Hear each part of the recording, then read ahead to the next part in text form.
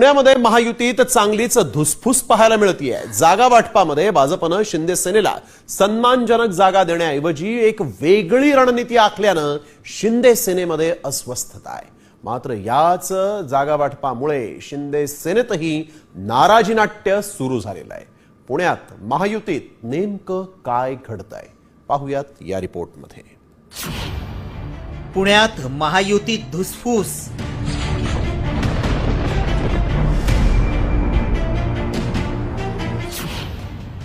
शिंदे सेनेत नाराजी नाट्याला सुरुवात।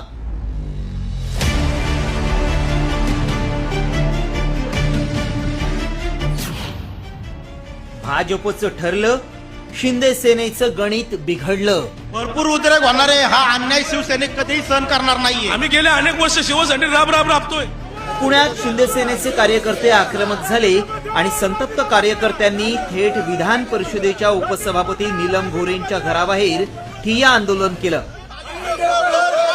निष्ठावंतांना न्याय, निष्ठावंतांना न्याय, कार्यकर्त्यांना न्याय।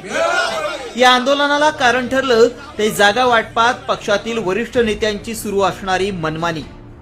पुण्यात शिंदे सेनेतील वरिष्ठ नेत्यांच्या घरी जागा वाटपासंदर्भात बैठक झाली। मात्र याच बैठकीतून शहर प्रमुख आणि महानगर प्रमुखांना डावलल्यानं कार्यकर्त्यांच्या संतापाचा उद्रेक झाला। भरपूर उद्रेक होणार आहे। हा अन्याय शिवसेनेत कधीही सहन करणार नाहीये। कारण हा जो अन्याय केलेला आहे ना, या 3 नेत्यांनी केलेला आहे। प्रमोद नाना भानगिरे, विजय बापू शिवतरे, नीलमताई गोरे यांनी जे शिवसैनिकांवरती अन्याय केलेला आहे, परस्पर तुम्ही तिकडे ठरवलेली आहेत। आणि काही लोक असे बोलतात की भाजपने तुमची तिकडे ठरवलेली आहेत। भाजप ठरवणार का आम्हाला कोणत्या जागेतून लढवायचं? आता आम्ही गाड्या आडू म्हणजे आम्हाला जर न्याय मिळाला नाही तर आम्ही पुण्यात विरुद्ध जाणार नाही गाड्या नेत्यांच्या। आम्ही गेले अनेक वर्ष शिवसेनेसाठी राबतोय।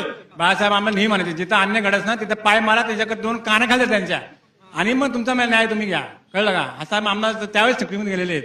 आम्ही काय लेची पेचाने आता आले ना आम्ही। पुण्यात शिंदे सेनेत अंतर्गत संवाद आणि योग्य समन्वय नसल्याचं पक्ष कार्यकर्त्यांचं म्हणणं आहे। शिंदे सेनेच्या पदाधिकाऱ्यांनी या संदर्भात उपमुख्यमंत्री एकनाथ शिंदेंचीही भेट घेतली आहे। माझ्या भूमिका तर मी 165 लोकांची यादी साहेबांजवळ दिली आणि अनेक कार्यकर्ते थांबलेले आहेत, इच्छुक आहेत, पण आता शेवटी पक्षप्रमुखांनी लाईन अप केल्याशिवाय आम्हाला पुढे काय बोलतायत। त्यांचे 2 म्हणणी होती, त्याच्यात काही त्यांचे आक्षेप होते शहर प्रमुखांबद्दल।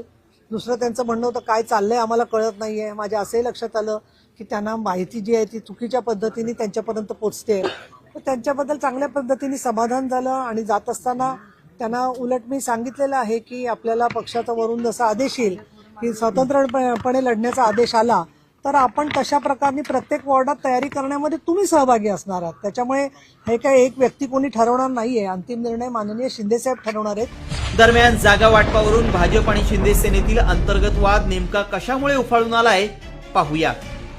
2017च्या निकालानुसार पुण्यात भाजपचे 97, शिवसेना 10, काँग्रेसचे 9, राष्ट्रवादी काँग्रेसचे 39 तर मनसेचे 2 नगरसेवक निवडून आले होते। त्यामुळे जागा वाटपात भाजपच मोठा भाऊ ठरणार असल्याचं निश्चित आहे।